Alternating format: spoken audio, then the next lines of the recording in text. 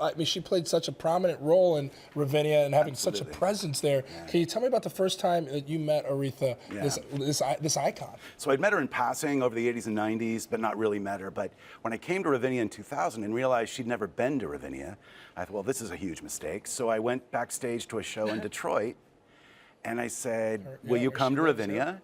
And she said, well, I don't know what that is. I said, it's Chicago, north of the city. Please come. And she said, I'd love to do that. I said, yeah, we need you to throw your mink on the stage at the pavilion. And then I said, I don't know what critter might take it away, because we've got lots of squirrels and things like that. Yeah, she busted up. And that's when I knew we'd be able to talk and sort of have a wonderful time. So 2003 was the debut, and then 7 more shows over the years after that. That's how a lot of people are remembering her now. Like, she loved her fur coat. She loved her fashion. And that was her thing. She would take her coat off, and the crowd would go wild. Absolutely. And so her last appearance, which was about a year ago now, she came out on stage. She'd been battling some illness, so she dropped about half of her body size. Yeah. So she walked out. The audience gasped. She looked out at them and she said, this is that performance where she lost the weight. Wow. And she said, I miss Luther Vandross, because he had produced a couple albums. They'd sung a lot together, but he'd also designed some gowns for her. Oh, my goodness. So she says that. And she says, I wish he'd been around to design one at this body. And it was just funny and sweet and lovely. Yeah. Clearly, you all built a relationship with her, and she enjoyed coming, because she performed first time in 2003. She came back in 04, 05, 06, and 07, as well as 2015 and 2017, and we'll talk about that. But did she ever mention to you like what it was like performing in Chicago, in the Chicago area? Chicago is hugely important. I think everybody in Chicago knows how important the city was to her. The civil rights history, the musical history, the staple singers, all of that, gigantic.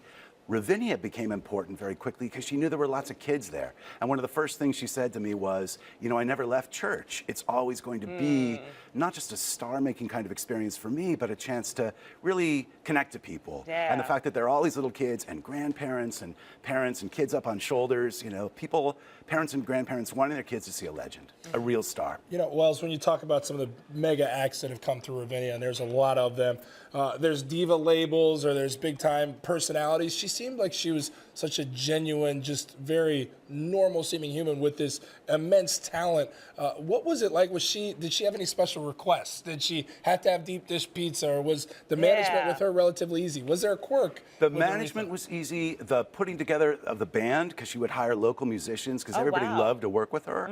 That was all great. There were special demands. I can't really talk about them so much right now, but maybe later at some point. Yes, you can. Sometimes because food things. She was a diva, but when you say that in the music industry, it's different connotation. It's respected. Yeah, it's part of the It's respected as she should, and that's kind of why we loved her all. She was dramatic. She wanted the best of the best. She expected the best from everyone else, and she gave you the best from herself. Well, those 2 moments on TV, the Grammys, where she replaced Luciano Pavarotti and Nessun Dorma on 20 minutes notice and just stole the show completely. And then was it a VH1 Divas thing with Mariah Carey and bunch? Yes. Swept the floor with all of them. I mean, so a major, major star, a major presence. And she knew that she was, but grounded. No question about that. Welz, I think that's a perfect place to end it right here. Such a great point. You talk about her always bringing it. You guys do a great job of always bringing it Ravinia as well. So while celebrating Aretha right here, it's also worth mentioning Ravinia.org.com is where you can find ticket info